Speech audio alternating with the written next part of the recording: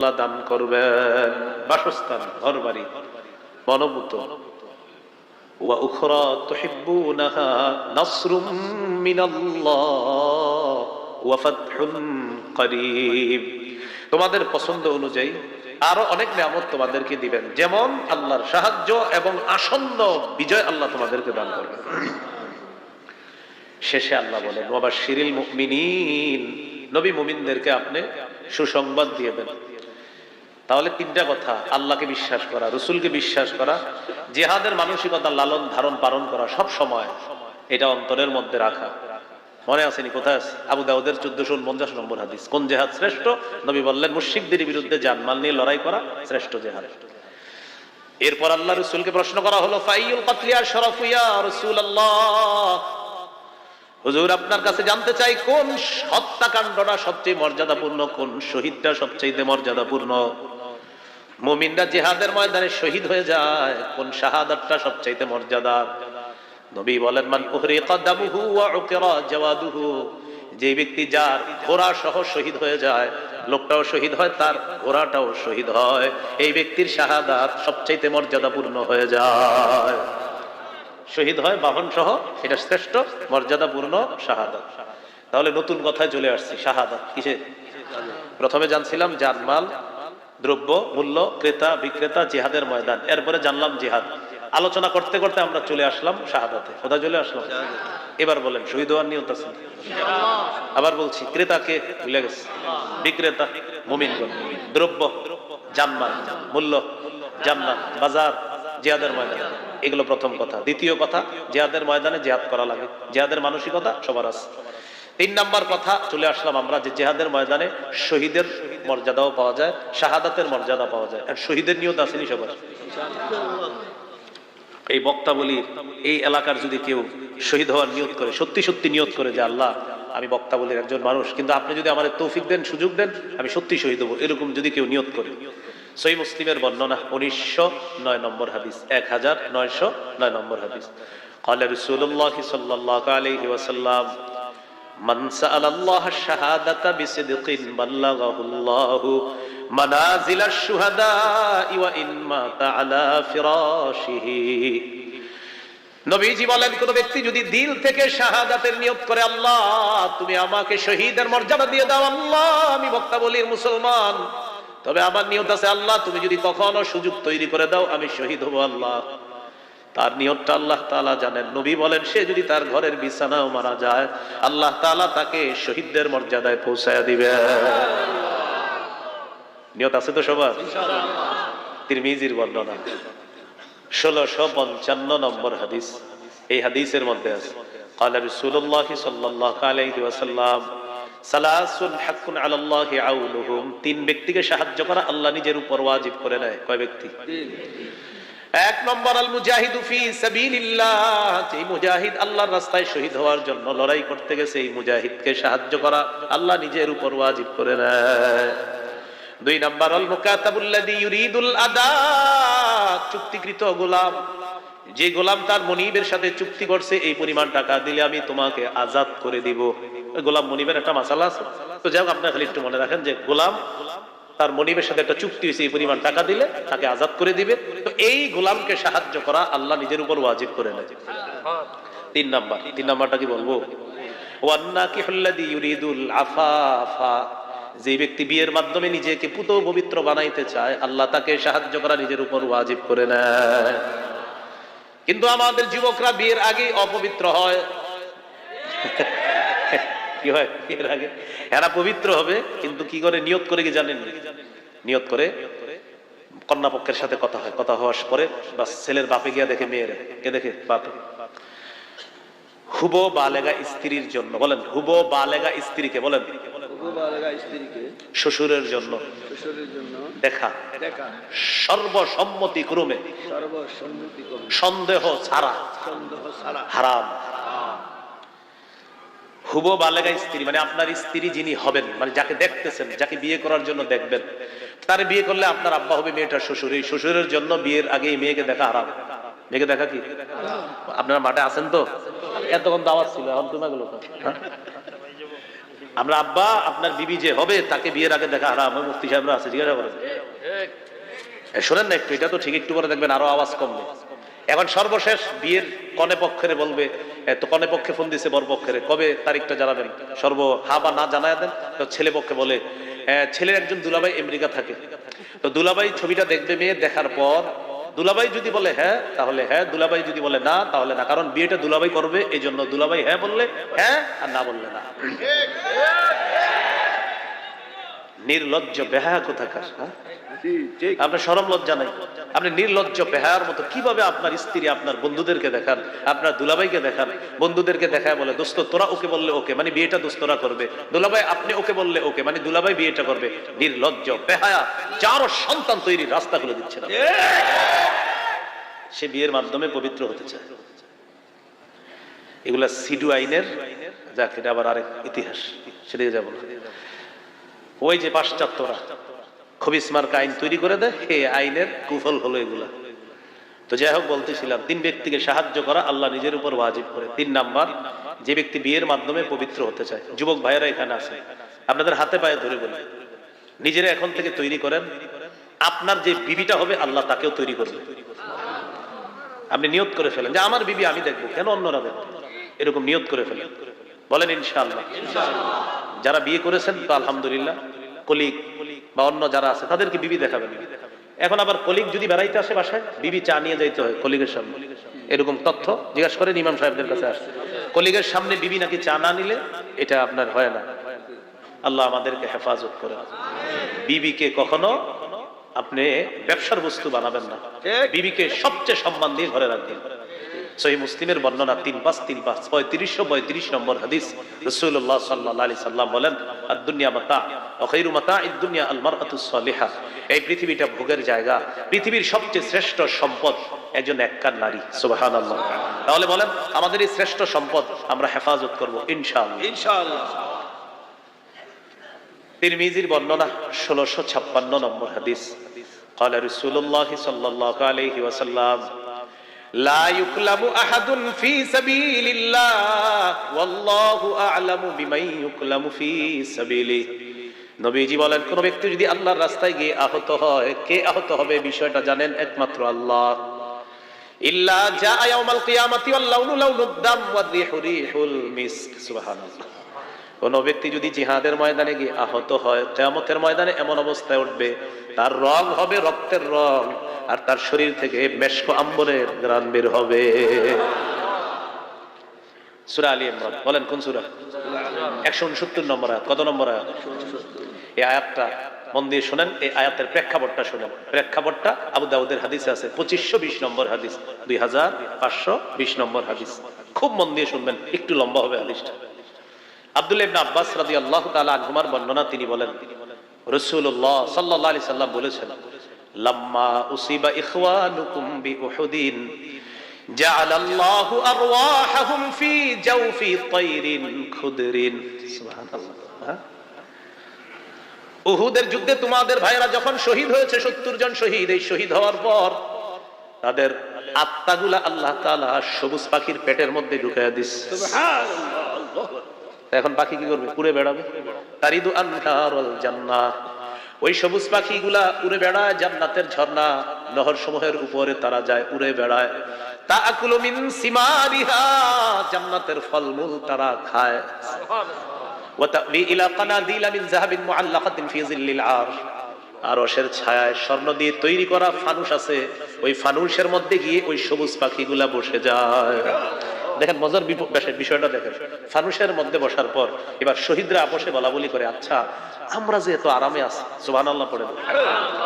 শহীদরা বলতেছে কোথায়? জান্নাতে ফলমূল খায়, আর বলতেছে আচ্ছা ফালাম্মা ওয়াজাদু তিবা মাকালিহিম ওয়া মাশরাবিহিম ওয়া মাকিলিহিম, যখন তারা তাদের মনোভূত খাবার পায়, মনোভূত পানি পেল, মনোভূত বাসস্থান পেল, শহীদরা তখন বলা বলি করবে, আচ্ছা মাইয়ুবাল্লিগু আন্না ইখওয়ানানা, আমাদের যে ভাইয়েরা দুনিয়াতে আছে যারা শহীদ হয় নাই, আমাদের এই নিয়ামতগুলোর কথা কে তাদের কাছে পৌঁছাতে পারবে? নিজেরা বলতেছে। কেন? যেন আমাদের দুনিয়ার ভাইয়েরা জিহাদের সময় অলসতা না করে আর অনাগ্রহ না দেখায়, আমাদের দুনিয়ার ভাইয়েরা যেন জিহাদের স্পৃহা মানসিকতা লালন করে। আমাদের এই নিয়ামতের কথা তারা যদি জানতে পারে, তাহলে জিহাদের প্রতি তাদের আগ্রহ আরো তৈরি হবে।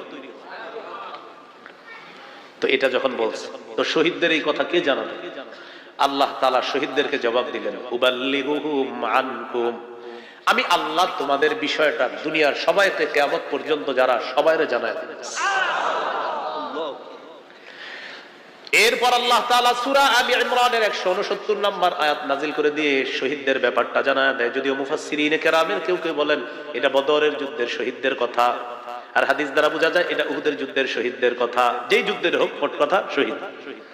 আল্লাহ তাআলা বলেন, ওয়ালা তাহসাবান্নাল্লাযীনা কুতিলু ফি সাবিলিল্লাহি আমওয়াতা, যারা আল্লাহর রাস্তায় শহীদ হয়ে গেছে তাদেরকে তোমরা মৃত মনে করো না, বাল আহইয়াউন, তারা জীবিত, ইনদা রাব্বিহিম ইউরযাকুন, তাদের রবের কাছে তাদেরকে রিজিক দেওয়া হয়, তাদের রিজিকের ব্যবস্থা করা হয়।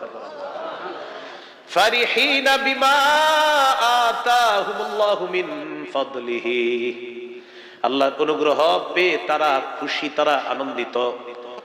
ওয়াস্তাবশিরুনা বিল্লাযীনা লাম ইয়ালহাকু বিহিম মিন খালফিহিম, আর যারা এখনো তাদের সাথে মিলিত হয় নাই শাহাদাতের মাধ্যমে, তাদেরকে নিয়ে তারা আনন্দ করে আর গর্ব করে, তারা যখন শহীদ হয়ে আসতে পারবে, আল্লাহ খাউফুন আলাইহিম ওয়ালা হুম ইয়াহজানুন, তারা আনন্দ করে আর গর্ব করে আমাদের যে ভাইয়েরা দুনিয়াতে জীবিত আছে তারা শহীদ হবে। শহীদ হওয়ার পর তারা যখন আসবে তাদের কোনো ভয় নাই, তাদের কোনো চিন্তাও নাই। ভয় আর চিন্তাহীন ভাবে আল্লাহ তাআলা তাদেরকে জান্নাত দান করবেন। ক্রেতা কে? বিক্রেতা। দ্রব্য, মূল্য, বাজার। জিহাদের নিয়ত আসেনি সবার? জিহাদের ময়দানে কাফেররা মারলে কি হবে? শহীদের নিয়ত আসেনি সবার? আল্লাহ তাআলা আমাদের সকলকে জিহাদের মানসিকতা লালন ধারণ পালন করার তৌফিক দান করেন। শাহাদাতের তামান্না যেন আমরা রাখতে পারি, আল্লাহ তৌফিক দান করেন। সর্বশেষ একটি হাদিস বলি, মন দিয়ে শোনেন। তিরমিজির বর্ণনা 1663 নম্বর হাদিস। এই হাদিসটি শুনবেন, মুখস্থ রাখবেন, অন্যদেরকে জানায় দিবেন, তাহলে সবাই রেডি হন। হ্যাঁ, রাসূলুল্লাহ সাল্লাল্লাহু আলাইহি সাল্লাম বলেন, লিশহীদি ইনদাল্লাহি সিত্তু খিসাল, আল্লাহর কাছে শহীদের স্পেশাল 6টা মর্যাদা। কয়টা? 1 নম্বর, ইউগফারু লাহু ফি আউয়ালি দাফাতিন ওয়া ইউরা মাকআদুহু মিনাল জান্নাহ। এই দেখেনি, শহীদ হইতেছে, শহীদের প্রথম রক্তের ফোঁটাটা পড়তেছে, শহীদ হইতেছে, আমি শহীদ হইতেছি, রক্তের ফোঁটাটা পড়তেছে, আল্লাহ তো জানে শহীদ হব। এই যে রক্তের প্রথম ফোঁটাটা পড়তেছে আর জান্নাতটা তাকে দেখানো হচ্ছে, আর সাথে সাথে তার আগের যা আছে সব মাফ করে দেওয়া হচ্ছে। এটা 1 নম্বর পুরস্কার শহীদের। 2 নম্বর, ওয়ায়ুজারু মিন আযাবিল কবরি, শহীদকে যখন আমরা দাফন করব, ইউজারু ইউজারু ইউজারু মিন আযাবিল কবরি, কবরের আযাব থেকে তাকে নিরাপত্তা দেওয়া হবে। 3 নম্বর, ওয়ায়ামানু মিনাল ফাজাইল আকবরি, কিয়ামতের ময়দানের বিভীষিকাময় অবস্থা, জাহান্নামের আযাব থেকে তাকে নিরাপত্তা দেওয়া হবে, সে নিরাপত্তা লাভ করবে। 4 নম্বর, ওয়ায়ুদউ আলা রাসিহি তাজুল ওয়াকারিল ইয়াকুতাতু ফিহা খায়রুম মিনাদ দুনিয়া ওয়া মা ফিহা, জান্নাতের মরমর পাথর দ্বারা তৈরি করা ওই পাথর দিয়ে খচিত মুকুট শহীদের মাথায় পরিয়ে দেওয়া হবে। কেমন পাথর? যেই পাথরের দাম দুনিয়া আর দুনিয়ার মধ্যে যা কিছু আছে এগুলার চাইতেও ওই পাথরের মূল্য আরো বেশি। সুবহানাল্লাহ। 5 নম্বর, বলবো 5 নম্বরটা, ওয়ায়ুযাওয়াজু সিনতাইনি ওয়া সাবঈনা যাওজাতাম মিনাল হুরিল ঈন, 72 জন হুরের সাথে তাকে বিয়ে দেওয়া হবে। সুবহানাল্লাহ। 6 নম্বর, ওয়ায়ুশাফাউ ফি সাবঈনা মিন আকারিবিহি, তার নিকটাত্মীয়দের মধ্যে কমপক্ষে 70 জনের ব্যাপারে তার সুপারিশ মঞ্জুর করা হবে। নিয়ত আসেনি সবার? তাহলে রক্তের প্রথম ফোঁটাটা পড়বে, গুনাহ মাফ, জান্নাত দেখানো হবে। 2 নম্বর, কবরের আযাব থেকে নিরাপদ। 3 নম্বর, জাহান্নামের আযাব, কিয়ামতের বিভীষিকাময় মুহূর্ত থেকে সে নিরাপত্তা লাভ করবে। সবাই পেরেশান থাকবে, শহীদের কোনো পেরেশানি নেই। কিসের পেরেশানি? আল্লাহ তাকে এই পেরেশানিতে ফালাবেই না। 4 নম্বর, তার মাথায় মুকুট পরিয়ে দেওয়া হবে, পাথর খচিত মুকুট, যে পাথরের মূল্য দুনিয়ার মধ্যে যা কিছু আছে এর চেয়ে বেশি। 5 নম্বর, 72 জন হুর তার কাছে বিয়ে দেওয়া হবে। 6 নম্বর, কমপক্ষে 70 জনের ব্যাপারে তার সুপারিশ আল্লাহ তাআলা কবুল করবেন। তাহলে জিহাদ জিহাদের তামান্না, জিহাদের ময়দান, জিহাদের তামান্না, শাহাদাতের তামান্না আমরা ইনশাআল্লাহ রাখবো ইনশাআল্লাহ। সর্বশেষ আরেকটা কথা বাকি রয়ে গেছে, জিহাদের ময়দানে আমির আছে, কি আছে? এই আমির লাগে একজন, এই আমিরকে মান্য করতে হয়। বলেন কি করতে হয়? বলেন আল্লাহকে মান্য করতে হয় নিঃশর্ত ভাবে, আল্লাহর হুকুমে রসুলকে মানতে হয়, ইতাআত করতে হয় নিঃশর্ত ভাবে। আমিরের, শাসকের, দায়িত্বশীলের ইতাআত, আনুগত্য নিঃশর্ত ভাবে করা যাবে না, শর্ত লাগবে। কি আওয়াজ কমে গেল? বলেন বলেন আমির যদি কোরআনের হাদিসের অপব্যাখ্যা দেয়, গুনাহের কথা বলে, নাফরমানির কথা বলে, সেই অটো আমিরকে মানাও যাবে না, তার কথা শোনাও যাবে না। দলিল সহিহ বুখারী ৭,১৪৪, সহিহ বুখারী ৪,৩৪। এই দুই হাদিসে আছে। সহিহ বুখারী ৭,১৪৪ আমি বলছি, রাসূল বলেন আস-সামউ ওয়াত তাআতু আলাল মারইল মুসলিমি ফীমা আহাব্বা ওয়া কারিহা মা লাম ইউমার বিমাসিয়া ফাইদা উমিরা বিমাসিয়াতিন ফালা সামআ ওয়ালা তাআতা। আমিরেরকে ততক্ষণ মানব মুসলমানরা যতক্ষণ তার থেকে কোনো নাফরমানির কথা বের না হবে। নাফরমানিমূলক কথা যদি বের হয়, কোরআন হাদিসের অপব্যাখ্যা যদি বের হয়, আর আলেমরা যদি সেই ভুল ধরিয়ে দেয়, সেই আমিরের কথা শোনাও যাবে না, মানাও যাবে না। ঠিক। সহিহ বুখারী ৪,৩৪০ নম্বর হাদিসটা, এটা গল্পের মতো মনে রাখা অন্যদেরকে শোনাবেন।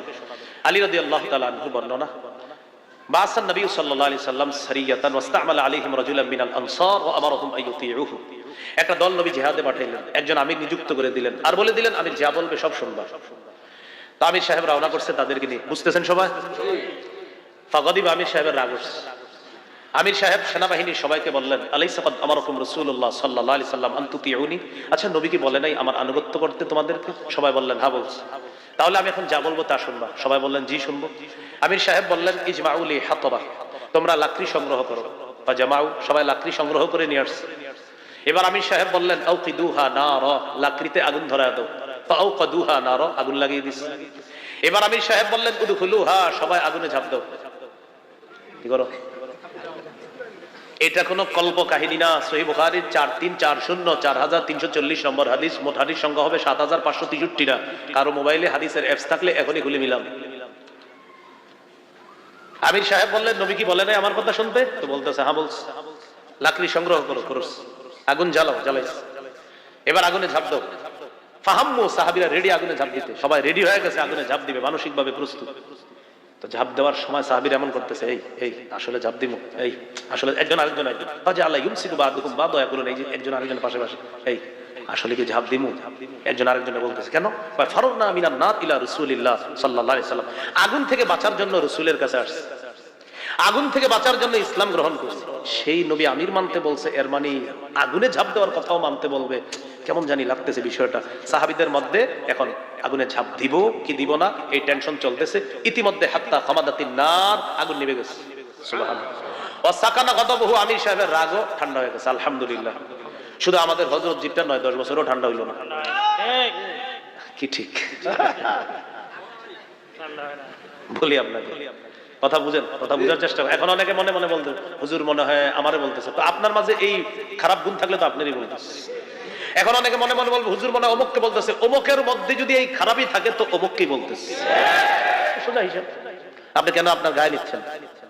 বেদাতের ওয়াজ যদি করি, করার পরে যদি কেউ রাগ হয়ে যায় তো বুঝতে পারি বেদাতি। এখন আমি কি বলছি কোন আমিরের কথা নির্দিষ্ট? তো বললাম কোন আমির এমন হলে তাকে মানা যাবে না। একজনের গায়ে নিয়ে নিল, এটা আমার আমিরকে বলতেছে, এর মানে আপনার আমিরের মাঝে ঝামেলা আছে। যদি থাকে আল্লাহর রাস্তায় ফিরে আনেন। আমরা আল্লাহর কাছে দোয়া করি সারা পৃথিবীর দাওয়াত ও তাবলীগের সাথী ভাইদেরকে কোরআন সুন্নাহর সঠিক কথাগুলা মেনে নিয়ে, কোরআন সুন্নাহর পতাকা তলে আলেমদের কথা মেনে নিয়ে এক হয়ে যাওয়ার তৌফিক দাও। আমিন। আগুনে ঝাঁপ দেয়নি। ঘটনাটা নবীজির কাছে গেছে। যাওয়ার পরে নবীজি বললেন সর্বনাশ, লাউ দাখালুহা মা খারাজু মিনহা ইলা ইয়াউমিল কিয়ামা, যদি আমিরের কথা শুই না তারা আগুনে ঝাঁপ দিত, কিয়ামত পর্যন্ত আগুন থেকে বের হতে পারত না। কি শিখলাম প্রিয় ভাইয়ারা? নবীজি হাদিসের শেষে বলে ইন্নামাত তাআতু ফিল মারুফ, আমিরের আনুগত্য শুধুমাত্র ন্যায়সঙ্গত কথায় কাজে। নাফরমানির কোনো কথা বললে সেই আমিরের কথা শোনাও যাবে না, মানাও যাবে না। আল্লাহ আমাদেরকে বুঝার তৌফিক দান করেন। তাহলে বলেন জিহাদের ময়দান, জিহাদ শাহাদাত, আমির, নেতা, শাসক, এই বিষয়গুলো গুরুত্ব সহকারে অনুধাবন করে আরো বিস্তারিত আলেমদের থেকে জেনে মানসিকভাবে আমরা প্রস্তুত থাকবো ইনশাআল্লাহ। আল্লাহ তৌফিক দান করেন। সুবহানাল্লাহি ওয়া বিহামদিহি, সুবহানাকাল্লাহুম্মা ওয়া বিহামদিক, আশহাদু আল্লা ইলাহা ইল্লা আনতা, আস্তাগফিরুকা ওয়া আতুবু ইলাইক। ভাই কেউ কিছু দিয়েন না, কোনো প্রশ্ন দিয়েন না, আমার তারা আছে। হ্যাঁ, আল্লাহুম্মা সাল্লি আলা মুহাম্মাদি ওয়া আলা আলি মুহাম্মাদ কামা সাল্লাইতা আলা ইব্রাহিম ওয়া আলা আলি ইব্রাহিম ইন্নাকা হামিদুম। আচ্ছা, আমি গাড়িতে যাইতে যাইতে মিম্বরের আমানত যাদের লাগবে সংগ্রহ করতে পারেন। 1 থেকে 6 খণ্ড। প্রথম খণ্ড সন্তানের 64টি অধিকার, দ্বিতীয় খণ্ড শিরিক বেদাত কুফর তাওহীদ, তৃতীয় খণ্ড হালাল হারাম, চতুর্থ খণ্ড স্বামী স্ত্রীর অধিকার, পঞ্চম খণ্ড লা ইলাহা ইল্লাল্লাহর ব্যাখ্যা, ষষ্ঠ খণ্ড নামাজ সম্পর্কে আলোচনা। এই 6 খণ্ড আছে, যাদের প্রয়োজন হয় গাড়ি থেকে সংগ্রহ করতে পারেন। জি, আল্লাহুম্মা সাল্লি আলা মুহাম্মাদ ওয়া আলা আলি মুহাম্মাদ। কামা হ্যাঁ বাৎসরিক বলতে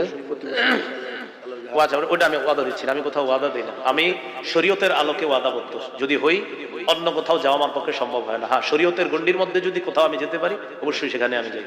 তো ওনারা বলছে আবার যদি আবার ওরকম দেখা যায় যে আমার এদিকে আছে বা কোনোভাবে দেওয়া যায়, অবশ্যই আমি দিয়ে দিই। কাছে থাকলে আমি দিয়ে দিই। আপনারা জানেন অনেক অনেক আমি গত বছরও 57-58টা জায়গায় নাম ছাড়া বয়ান করে দিচ্ছি, আমার নাম ছিল না। 2 দিক গেছি, ওলামা একরাম বলছে একটু বয়ান করেন। আমি বলছি যদি আমি টাইমের আগে যাইতে পারি আমি করে দিব, ঠিকই করে দিচ্ছি। তো এই জন্য আমি ওই রেঞ্জের মধ্যে যদি হয় আমি ক্লাস করি, আমার সন্তানকে মাদ্রাসায় নিজে নিয়ে যাই, আবার নিজে নিয়ে আসি, পারিবারিক বাজার সদাই আমি নিজে করি। সবগুলা করার পর এরপরে আপনার এই খেদমতটা আর কি। তো এই জন্য আমরা দোয়া করবো, ওলামা হজরত যারা তাদের কাছে দোয়া চাই, অবশ্যই রেঞ্জের মধ্যে আমি যদি সম্ভব হয় আমি দিয়ে দিই। আল্লাহ আমাদের সকলকে কথা, আমি এই দিকে যত মাহফিল করছি আপনার প্রচুর বয়ান করছি, আপনি খোঁজ নিয়ে দেখেন, দূরে আমি এত যাই নাই। যাই হোক, ঠিক আছে। ওই হযরত দোয়া চেয়েছেন, একজন মারা গেছে গতকালকে, আপনারা একজন আলেমের জন্য দোয়া চেয়েছে, আপনারা জানেন কিডনি রোগে আক্রান্ত হয়ে। আমরা দোয়া করবো বাস আল্লাহ তাআলা যেন তাকে জান্নাত দিয়ে দেন। যে আরেকজনের বা পিতা মারা গেছে আজকে, আমরা তার জন্য দোয়া করবো। আলহামদুলিল্লাহ রাব্বিল আলামিন ওয়াল আকিবাতু লিল মুত্তাকিন ওয়াস সালাতু ওয়াস সালামু আলা সাইয়্যিদিল আমবিয়া ওয়াল মুরসালিন ওয়া আলা আলিহি ওয়া আসহাবিহি আজমাইন। রব্বানা যালামনা আনফুসানা ওয়া ইল্লাম তাগফির লানা ওয়া তারহামনা লানাকুনান্না মিনাল খাসিরিন। রব্বিরহামহুমা কামা রাব্বায়ানি সগীরা, রব্বিরহামহুমা কামা রাব্বায়ানি সগীরা, রব্বিরহামহুমা কামা রাব্বায়ানি সগীরা। মাবুদ মেহেরবান মাওলা, আল্লাহ এই সুন্দর মজমা, এই সুন্দর মাহফিলকে আপনি কবুল করে নেন। আল্লাহ আলোচনা করতে গিয়ে আল্লাহ হয়তো 2-1 জায়গায় আমার আলোচনায় কঠোর ভাষা হয়ে গিয়েছে মাওলা, কিন্তু আল্লাহ কথাগুলো আপনাকে খুশি করার জন্যই বলেছি মাওলা। এরপরেও যদি কোনো ভুল করে থাকি আল্লাহ, অবশ্যই আমার ভুল হয়েছে আল্লাহ। আল্লাহ মেহেরবানি করে ভুলগুলা মাফ করে দিয়ে সঠিক কথাগুলো আমাদের সকলকে বোঝার তৌফিক দান করেন আল্লাহ। আল্লাহ সবগুলা কথা বলছি এই নিয়তে, কথাগুলা যেন আমি সহ আমরা সবাই বুঝতে পারি। আল্লাহ মুসলমান আজকে সঠিক বিষয়ে 2 ভাগ হয়ে গেছে আল্লাহ। বিশেষ করে আমি ইতাআত আনুগত্য এগুলাকে কেন্দ্র করে মুসলমানদের মাঝে 2 ভাগ। আগে কত মায়া লাগতো, কত সুন্দর লাগতো, দাওয়াত তাবলীগের সাথী ভাইয়েরা মসজিদে আসতো, কত ভালো লাগতো, তারা আসতো, দ্বীনের কাজ করতো। আল্লাহ কেউ যখন পরামর্শ চাইতো, হুজুর ছেলেটাকে কি করব, পরীক্ষার বন্ধ হয়েছে, ওলামায়ে কেরাম কোনো চিন্তা ছাড়াই পরামর্শ দিয়ে দিত, ছেলেটাকে দাওয়াত তাবলীগে পাঠায় দেন, চিল্লায় পাঠায় দেন। এখন আলেমরা কত পেরেশানিতে এই বিষয়টা নিয়ে। আল্লাহ আল্লাহ সাধারণ মানুষ যেন বুঝতে পারে আলেমদের এখানে কোনো স্বার্থ নাই। আল্লাহ নিঃস্বার্থভাবে তারা চাইতেছে দুনিয়ার সব মানুষগুলা, সমস্ত মুসলমানগুলা যেন গুমরাহি থেকে মুক্ত হয়ে এক নেক হয়ে যেতে পারে, তৌফিক দান করেন আল্লাহ। আমাদের এই দোয়া আপনি কবুল করে নেন আল্লাহ। আজকে একজনের পিতা মারা গিয়েছে মাওলা, আল্লাহ মেহেরবানি করে তিনি সহ আরো যারা কবরে আছে তাদের কবরগুলা জান্নাতের বাগান বানায় দেন আল্লাহ। একজন আলেমে দ্বীন, এই জাতি ইমাম সমাজ যারা আছে বক্তা বলি, তাদের সাথে মিলেমিশে কত চলাফেরা করছে, উঠা বসা করছে। আল্লাহ কিডনি রোগে আক্রান্ত হয়ে তিনি ইন্তেকাল করেছে মাওলা। আল্লাহ মেহেরবানি করে আমরা সবাই আপনার কাছে বলতেছি মাওলা, তার কবরটা জান্নাতের বাগান বানায় দেন আল্লাহ। আমাদের দোয়া আপনি কবুল করেন আল্লাহ। এই মাহফিলটা কেন্দ্র করে যুবক, নারী, পুরুষ সকলকে 5 ওয়াক্ত নামাজি বানায় দেন আল্লাহ। আমার আগে মুরব্বী ওলামায়ে কেরামগণ আলোচনা করছে, বিশেষ করে নারায়ণগঞ্জের সিংহ পুরুষ আল্লামা আব্দুল আউয়াল দামাত বরকাতুহুল আলিয়া, আল্লাহ হযরত সহ আরো মুরব্বী ওলামায়ে কেরাম কথা বলেছে মাওলা। আল্লাহ প্রথম কথা হলো আমাদের এই মুরব্বীদের হায়াতে আপনি বরকত দিয়ে দেন আল্লাহ। আল্লাহ একের পর এক মুরব্বীরা চলে যাচ্ছে, নিজেদেরকে এতিম মনে হচ্ছে আল্লাহ। আল্লাহ গত 2-3 বছরে আমাদের দেশের বড় বড় আলেমরা চলে গেছে আল্লাহ। শাইখুল ইসলাম আল্লামা আহমদ শফি রহমতুল্লাহ আলাইহির মাধ্যমে শুরু হয়েছে, এরপর একে একে আমরা মুরব্বীদেরকে হারাইছি আল্লাহ। হাফেজ জুনায়েদ বাবুনগরী রহমতুল্লাহি আলাইহি, আল্লামা নূর হুসাইন কাসিমি রহমতুল্লাহি আলাইহি আল্লাহ, তিনি সহ মুফতি ওয়াক্কাস রহমতুল্লাহি আলাইহি, আরো বড় বড় উলামায়ে কেরাম এই মুহূর্তে আমার মনে আসতেছে না অনেকের নাম, শেখুল হাদিস আল্লামা আজিজুল হক রহমতুল্লাহ আলাই, আল্লামা মুফতি আমিনী রহমতুল্লাহ আলাই, আল্লাহ যাদের নামগুলাই ছিল বাতিলের আতঙ্কের এক একটা নাম, আল্লাহ আগে তারা একটা নাম, তাদের যখন নাম আমরা কোনো পোস্টারে দেখতাম কত হিম্মত বেড়ে যেত আমাদের। আল্লাহ আল্লাহ আমরা এখন এতিম হয়ে গিয়েছি মাওলা, 90% মুসলমানের দেশ, এরপরেও বেঈমানরা আমাদের উপর হুকুমত চালাইতে চায় মাওলা। আল্লাহ আমাদের দেশে আল্লাহ ওমরে ফারুকের মতো একজন তৈরি করে দেন, আল্লাহ এমন একজন তৈরি করে দেন। আল্লাহ ইসলামী দলগুলোকে খুব দ্রুত এক হওয়ার একটা ব্যবস্থা আপনি করে দেন, আল্লাহ খুব দ্রুত এক হওয়ার ব্যবস্থা করে দেন, আল্লাহ খুব দ্রুত এক হওয়ার ব্যবস্থা করে দেন। আল্লাহ এই সুযোগটা যেন গ্রহণ করতে পারি তৌফিক দান করেন। আল্লাহ আমাদেরকে মাফ করে দেন, আল্লাহ আমাদেরকে মাফ করে দেন। যারা প্রবাসে আছে আল্লাহ তাদের হায়াতে কামাই বরকত দিয়ে দেন। আল্লাহ এখানে যারা আছে, কেউ রিক্সা চালায়, অটো চালায়, দোকানদারি করে, কেউ গার্মেন্টসে চাকরি করে, কেউ চাকরিজীবী, কেউ পেশাজীবী, কেউ ব্যবসায়ী, আল্লাহ যে যে পেশায় আছে প্রত্যেকের হালাল পেশায় বরকত দিয়ে দেন। আল্লাহ আপনার কাছে সর্বশেষ একটা আবদার, কত উলামায়ে কেরামকে নিয়ে হাত তুলছি মাওলা, সাধারণ মুসল্লি এখানে আমার সামনে যারা আছে এই মানুষগুলোর সাথে আবার জান্নাতে দেখা করায় দিয়ে আল্লাহ এই আরজিটা আপনি কবুল করে নেন। আল্লাহ আবু বকর ওমর ওসমান আলী, আল্লাহ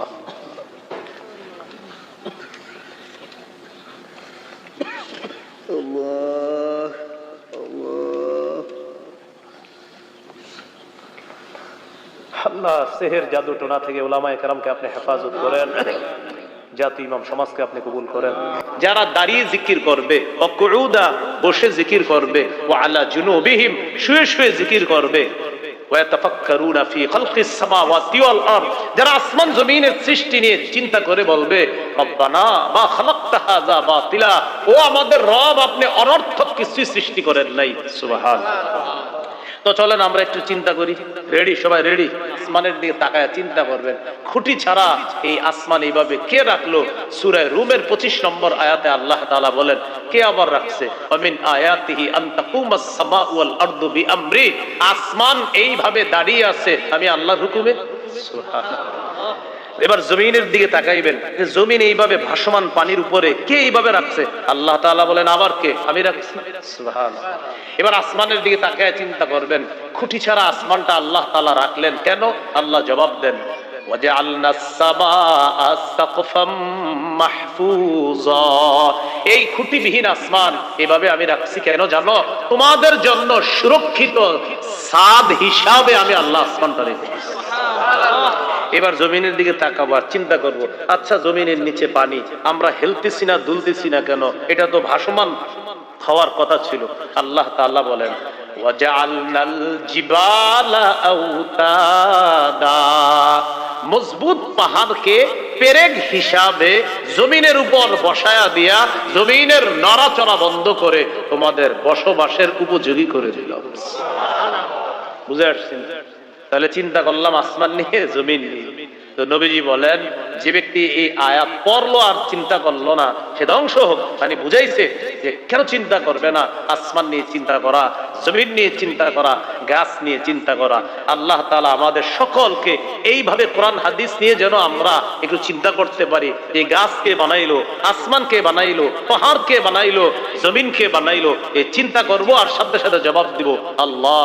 আসমানকে বানাইলো আল্লাহ, জমিনকে বানাইলো আল্লাহ, পাহাড় পর্বত কে দিল? আল্লাহ। আমি আপনাদের সামনে 27 নম্বর পারার সূরাতুন নাজম, সূরা নাজমের 43 নম্বর আয়াতে কারিমা তেলাওয়াত করলাম। এই আয়াতে আল্লাহ তাআলা বলেন ওয়া আন্নাহু হুয়া আযহাকা ওয়া আবকা, আল্লাহ তাআলা হাসান, আল্লাহ তাআলা কাঁদান। আমাদের জীবনে চলার পথে হাসি কান্না এটা আমাদের জীবনের অবিচ্ছেদ্য একটা অংশ। জীবনে চলার পথে আমাদের কখনো হাসতে হয়, কখনো কাঁদতে হয়। আমাদের এই কান্না, আমাদের হাসি, এটা যদি সুন্নাহ বহির্ভূত হয় তাহলে এর দ্বারা গুনাহের সম্ভাবনা। আমাদের কান্না হাসি যদি সুন্নাহ মোতাবেক হয় এই হাসি কান্নার দ্বারা আল্লাহ তাআলা সওয়াব দান করবেন। মানুষ মৃত্যুবরণ করে, আমাদের স্বজনরা বিদায় নেয়, আত্মীয় স্বজনরা বিদায় নেয়, আমাদের কাছের মানুষরা বিদায় নেয়, তখন আমাদের চোখ থেকে পানি আসে, আমাদের অন্তর ব্যথিত হয়। সাথে সাথে আমাদের মুখ থেকে কিছু কথা বের হয়, ভালো কথাও বের হয়, উল্টা পাল্টা কথাও বের হয়। উল্টা পাল্টা কথা যদি বের হয়, এটার কারণে আল্লাহ তাআলা মৃত ব্যক্তিকে আযাব দেয়। বলি নাউযুবিল্লাহ।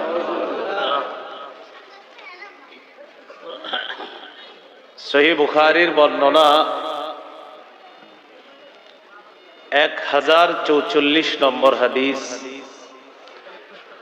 এই হাদিসের বর্ণনাকারী আম্মা জান আয়েশা সিদ্দিকা রাদিয়াল্লাহু তাআলা আনহা, তিনি বলেন, খাসাফাতিশ শামসু ফি আহদি রাসূলিল্লাহি সাল্লাল্লাহু আলাইহি ওয়াসাল্লাম, রাসূলুল্লাহ সাল্লাল্লাহু আলাইহি সাল্লামের যুগে সূর্যগ্রহণ দেখা দিয়েছে। আমরাও মাঝে মাঝে সূর্যগ্রহণ, চন্দ্রগ্রহণ এগুলা দেখি। সূর্যগ্রহণ দেখা দেওয়ার পর ফাসাল্লা রাসূলুল্লাহ সাল্লাল্লাহু আলাইহি ওয়াসাল্লাম বিন নাস, রাসূলুল্লাহ সাল্লাল্লাহু আলাইহি সাল্লাম সাহাবায়ে কেরামকে নিয়ে সূর্যগ্রহণের নামাজ পড়লেন।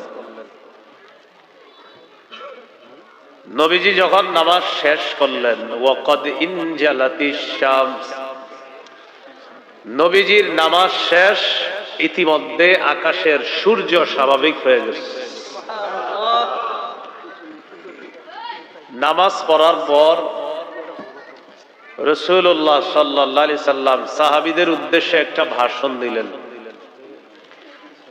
ফাহামিদাল্লাহ ওয়া আথনা আলাইহি, ভাষণে নবীজি আল্লাহর প্রশংসা করলেন, আল্লাহর সানা পাঠ করলেন।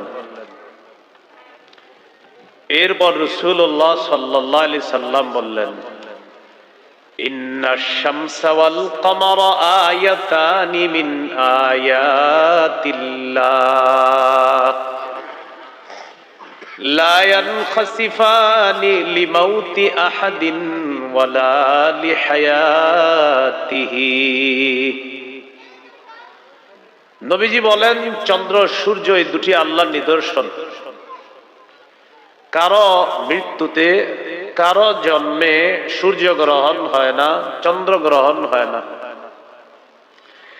জাহেলি যুগের অন্ধবিশ্বাস ছিল, কারো মৃত্যুতে সূর্যগ্রহণ হয়, কারো মৃত্যুতে চন্দ্রগ্রহণ হয়, কারো জন্মে চন্দ্রগ্রহণ হয়, কারো জন্মে সূর্যগ্রহণ হয়। এটা জাহেলি যুগের বিশ্বাস ছিল। রাসূলুল্লাহ সাল্লাল্লাহু আলাইহি সাল্লাম এই বিশ্বাসকে দূরীভূত করলেন।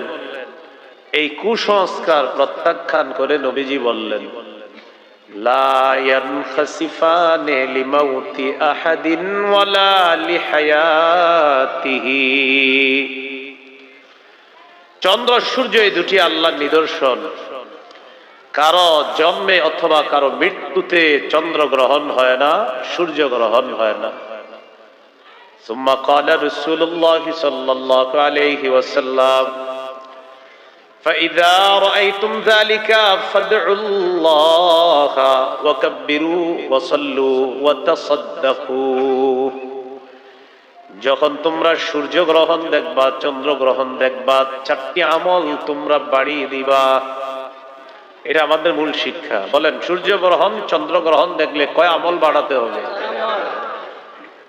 1 নম্বর, ফাদউল্লাহ, আল্লাহকে বেশি ডাকবা, আল্লাহর কাছে দোয়া করবা।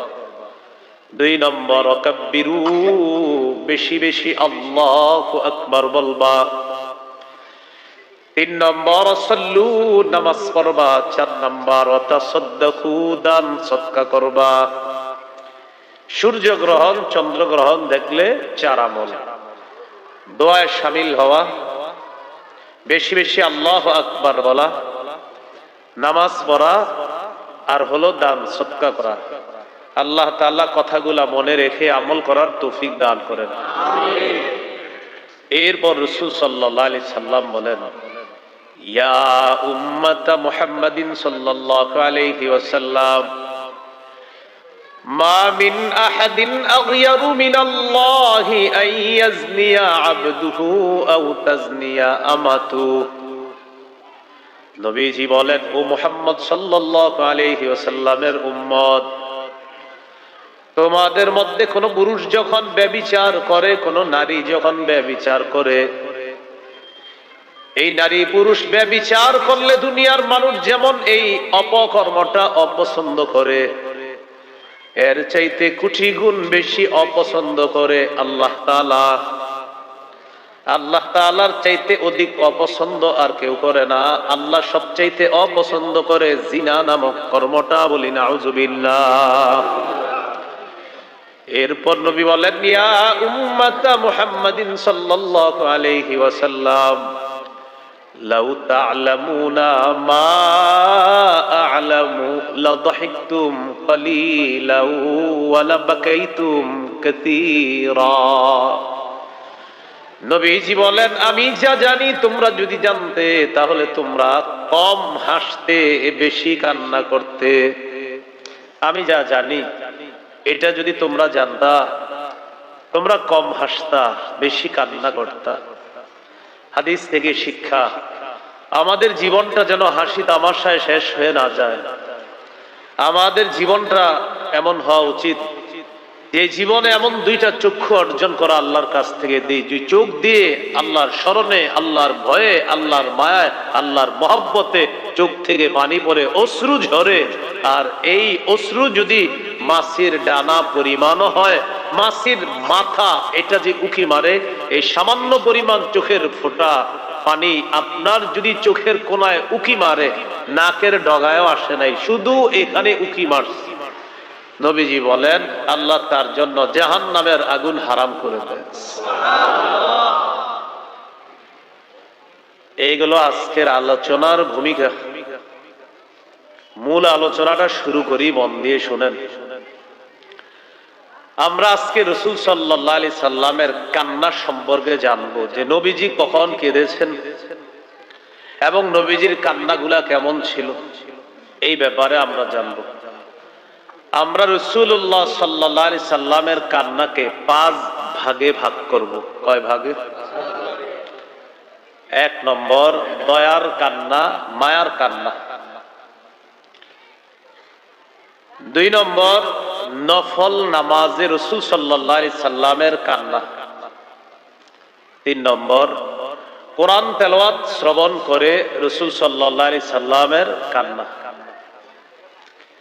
4 নম্বর উম্মতের মায়ায়, উম্মতের জন্য নবীর কান্না। 5 নম্বর রাসূলুল্লাহ সাল্লাল্লাহু আলাইহি সাল্লাম কবরের সামনে গিয়েও কান্না করেছে। এই 5টি অংশে কান্না সম্পর্কে আমরা জানবো ইনশাআল্লাহ। 1 নম্বর দয়ার কান্না। এই ব্যাপারে আপনাদের সামনে 4টি দৃষ্টান্ত পেশ করি। দৃষ্টান্ত নাম্বার 1, সহিহ বুখারীর বর্ণনা 1284 নম্বর হাদিস, 1284 নম্বর হাদিস। এই হাদিসের বর্ণনাকারী উসামা ইবনে যায়েদ রাদিয়াল্লাহু তাআলা আনহু, তিনি বলেন, নবীজির নাতি অসুস্থ হয়েছে, মেয়ের ঘরের নাতি। সম্পর্কে কি হবে? নবীজি নানা। তো নাতি অসুস্থ হয়েছে, মুমূর্ষ অবস্থা, মারা যাবে যাবে অবস্থা, এমন অসুস্থ। নবীজির কন্যা নবীজির কাছে সংবাদ পাঠাইলেন, আব্বা, আমার ছেলেটা প্রচন্ড অসুস্থ, আপনার নাতি অসুস্থ, আপনি একটু দেখতে আসেন। উসামা ইবনে যায়েদ রাদিয়াল্লাহু তাআলা আনহু বলেন, আরসালাত ইবনাতুন নবী সাল্লাল্লাহু আলাইহি ওয়াসাল্লাম ইলাইহি ইন্না ইবনান লি কুবিযা ফাতিনা। নবীজির কন্যা নবীজির কাছে সংবাদ পাঠালেন, আব্বা, আমার ছেলেটা প্রচন্ড অসুস্থ, আপনি একটু দেখতে আসেন। فأرسل رسول الله صلى الله عليه وسلم يقرئ السلام ويقول, নবীজি তার কন্যাকে সালাম পাঠাইলেন, না এসে সালাম পাঠাইলেন। আমার মেয়েকে গিয়ে সালাম দিবা, সালাম দেওয়ার পর আমার মেয়েকে বলবা ইন্না লিল্লাহি মা আখাযা ওয়া লাহু মা আ'তা ওয়া কুল্লুন ইনদাহু বিআজালিম মুসাম্মা। আমার মেয়েকে সালাম দিবা, সালাম দেওয়ার পর আমার কথাগুলা জানায়া দিবা। ইন্না লিল্লাহি মা আখাযা, আল্লাহ তাআলা যা নিয়ে যান এটাও আল্লাহর। ওয়া লাহু মা আ'তা, আল্লাহ যা দেন এটাও আল্লাহর। এক অংশ আমি, বাকি অংশ আপনারা বলবেন। বলেন, আল্লাহ যা নেন এটা কার? আল্লাহ। আল্লাহ যা দেন এটা কার? আল্লাহ। সুবহানাল্লাহ। তোমার ছেলে এতদিন ছিল, এটাও আল্লাহর। তোমার ছেলেকে যদি এখন আল্লাহ নিয়ে যায়, তাও সে আল্লাহ। এটা বললেন, মেয়েরে সংবাদ পাঠাইছে, সাথে সাথে বললেন ওয়া কুল্লুন ইনদাহু বিআজালিম মুসাম্মা। শোনো মা, প্রত্যেকটা জিনিসের একটা নির্ধারিত সময় আছে। তোমার সন্তানটা কতদিন দুনিয়াতে থাকবে এটার একটা নির্ধারিত সময় আছে। সময় হয়ে যাবে, আল্লাহ তাকে উঠিয়ে নিবে। তবে মনে রাখবা, যতদিন তোমার কাছে সে ছিল তখনও সে ছিল আল্লাহর। আল্লাহ তাকে যখন নিয়ে যাবে তখনও সে আল্লাহ। এটা বলার পর মেয়ে তো জানেন আপনারা, মেয়েরা বাবার কাছে খুব আবদার বেশি রাখে। মেয়ে আবার সংবাদ পাঠাইছে, আব্বা না, আপনি আসতে হবে। فأرسلت إليه تقسم عليه ليأتينها, মেয়ে আবার কসম দিয়ে পাঠাইলেন, আব্বা অবশ্যই অবশ্যই আপনি আমার বাড়িতে আসতে হবে। নবীজি বুঝতে পারছে আমার মেয়ে এখন আমারে নিবেই। فقام ومعه سعد بن عبادة ومعاذ بن جبل وأبي بن كعب وزيد بن ثابت ورجال رضي الله تعالى عنهم. নবীজি চারজন সাহাবী নিয়ে রওনা করলেন। সাদ ইবনে উবাদাহ, মুআজ ইবনে জাবাল, উবাই ইবনে কাব, যায়েদ ইবনে সাবিত রাদিয়াল্লাহু তাআলা আনহুম, এই চার সাহাবী। ওয়ারিজালুন, আরো কিছু সাহাবী, তাদের নাম হাদিসে আসে নাই, চারজনের নাম আসছে। ওয়ারিজালুন দ্বারা আরো কিছু সাহাবী, তাদেরকে নিয়ে নবী তার কন্যার বাড়িতে রওনা করলেন তার অসুস্থ নাতিকে দেখার জন্য। ওলামা হযরতরা বুঝে ফেলছে সহজে, সামনে যারা সাধারণ আছেন আপনারা বুঝছেননি। আচ্ছা, রাসূল সাল্লাল্লাহু আলাইহি সাল্লাম রওনা করলেন মেয়ের বাড়িতে। নবীজি তার কন্যার বাড়িতে গেলেন। যাওয়ার পর ফারুফিআ ইলা রাসূলিল্লাহি সাল্লাল্লাহু আলাইহি ওয়াসাল্লাম আস-সাবিয়্যু, মেয়ের বাড়িতে যায়। যাওয়ার পর আল্লাহ নবীর কোলে শিশুটাকে দেওয়া হয়, নাতিকে দেওয়া হয়, অসুস্থ নাতি আল্লাহ নবীর কোলে দেওয়া হয়। ওয়া নাফসুহু তাতাকাফু, আল্লাহ নবীর নাতির তখন প্রাণটা যায় যায় অবস্থা কান্নাহা শান্নুন, মশকের যেমন আওয়াজ হয় এমন একটা আওয়াজ তার নাতির ভিতর থেকে বের হচ্ছিল। ফাফাদাত আইনা, হঠাৎ আল্লাহ নবীর চোখ দিয়ে অশ্রু প্রবাহিত হয়ে যায়, পানি পড়া শুরু হয়েছে। فقال له سعد بن عبادة يا رسول الله ما هذا, নবীর সাহাবী সাদ ইবনে উবাদা রাদিয়াল্লাহু তাআলা আনহু বললেন, হুজুর এটা কি, আপনিও কান্না করেন? নবীজি যে জবাবটা দিলেন এটা আমাদের জন্য শিক্ষণীয়, খুব মন দিয়ে শুনেন জবাবটা কি দিলেন। কান্না করছে, সাহাবী বললেন হুজুর আপনিও কান্না করেন? তো নবীজির জবাবটা আমাদের জন্য শিক্ষণীয়। রাসূল সাল্লাল্লাহু আলাইহি সাল্লাম বলেন, শোনো, হাযিহি রাহমা জাআলাহাল্লাহু ফি কুলুবি ইবাদিহি, এই যে আমার চোখ দিয়ে পানি বের হয়েছে এটা হলো দয়া, এটা হলো মায়া, এটা হলো হৃদ্যতা, এটা হলো ভালোবাসা, এই দয়া আল্লাহ তাআলা তার বান্দাদের অন্তরের মধ্যে ঢেলে দেয়।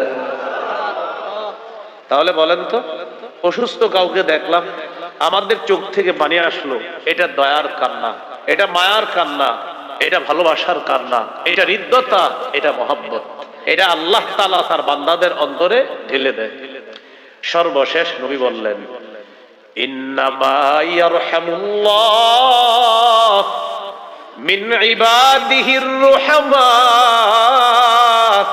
আল্লাহর বান্দাদের মধ্য থেকে যারা দয়ালু, যাদের অন্তরে মায়া আছে, ভালোবাসা আছে, এই জাতীয় মানুষগুলাকে আল্লাহ তাআলা রহম করেন, দয়া করেন, তাদেরকে রহমতের চাদরে আবদ্ধ করে নেন। তাহলে বলেন তো, অসুস্থ নাতিকে দেখে নবীজির চোখে পানি আসা, এই পানিটা কিসের কান্না? দয়ার কান্না, মায়ার কান্না, ভালোবাসার কান্না। এটা হলো রহমত, এটা দয়া।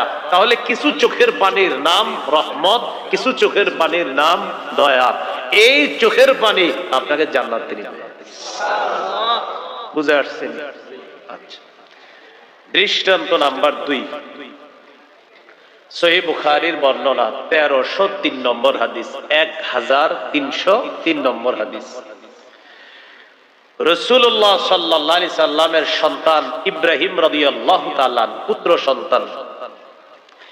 এই পুত্র সন্তান একজন কর্মকারের বাড়িতে থাকতো। ওই কর্মকারের বিবির দুধ পান করতেন, অর্থাৎ তার দুধমা ছিল একজন কর্মকারের স্ত্রী। কর্মকারের নামটা আমি বলছি, আপনারা চেষ্টা করবেন মনে রাখার জন্য। নবীর সন্তান ইব্রাহিম রাদিয়াল্লাহু তাআলা আনহুর দুধ বাবার নাম হলো আবু সাইফ। কি নাম? হ্যাঁ, আবু সাইফ। তিনি পেশায় ছিলেন একজন কর্মকার। নবীর সন্তান ইব্রাহিম অসুস্থ, প্রচন্ড অসুস্থ। রাসূলুল্লাহ সাল্লাল্লাহু আলাইহি সাল্লাম তার অসুস্থ সন্তান ইব্রাহিমকে দেখার জন্য রওনা করলেন কর্মকারের বাড়িতে। দেখে উলামা হযরত ছাড়া অন্যরা বলেন তো কর্মকারের নাম কি? আবু সাইফ। মাশাআল্লাহ। তো রওনা করছে। রওনা করার পর আনাস রাদিয়াল্লাহু তাআলা আনহু বলেন, দাখালনা মা রাসূলিল্লাহি সাল্লাল্লাহু আলাইহি ওয়াসাল্লাম আলা আবি সাইফ আল কাইন। নবীজির সাথে আমরা কর্মকার আবু সাইফের বাড়িতে গেলাম। ওয়া কানা যারান লিইব্রাহিম রাদিয়াল্লাহু তাআলা আন। নবীর সন্তান ইব্রাহিম রাদিয়াল্লাহু তাআলা আনহুর দুধ পিতা ছিলেন আবু সাইফ। আমরা আবু সাইফের বাড়িতে গেলাম। যাওয়ার পর আখাযা রাসূলুল্লাহ সাল্লাল্লাহু আলাইহি ওয়াসাল্লাম ইব্রাহিমা, নবী তার সন্তান ইব্রাহিমকে কোলে নিলেন। ফাকাব্বালাহু, চুমা দিলেন। ফাশাম্মাহু, নাকে মুখে লাগাইলেন। ছোট ছোট সন্তানদেরকে নাকে মুখে লাগান না? এত ভালো লাগে, ছোট মানুষ, হ্যাঁ, বাচ্চাদেরকে নাকে মুখে লাগাইতে মায়াও লাগে। নবীজি তার সন্তানকে কোলে নিলেন, চুমা দিলেন, নাকে মুখে লাগাইলেন। চলে আসছে ওই দিনের মধ্যে। সন্তানটা আরেকটু অসুস্থ হয়ে গেছে, আবার বেশি অসুস্থ হয়ে গেছে। আনাস রাদিয়াল্লাহু তাআলা আনহু বলেন, আমরা আবার রওনা করলাম। সুম্মা দাখালনা আলাইহি বাদা যালিকা, আমরা আবার আবু সাইফের বাড়িতে গেলাম আল্লাহ নবীর সন্তান ইব্রাহিমকে দেখার জন্য। ওয়া ইব্রাহিমু ইয়াজুদু বিনাফসিহি,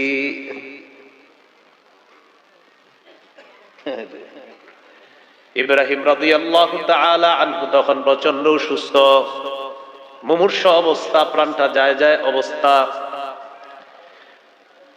নবীজি গেলেন, ইব্রাহিমকে কোলে নিলেন। ইব্রাহিমের দিকে আল্লাহ নবী তাকাইলেন। তাকায় দেখে ইব্রাহিমের প্রাণটা যায় যায় অবস্থা। ইব্রাহিমের অবস্থা অনেক খারাপ।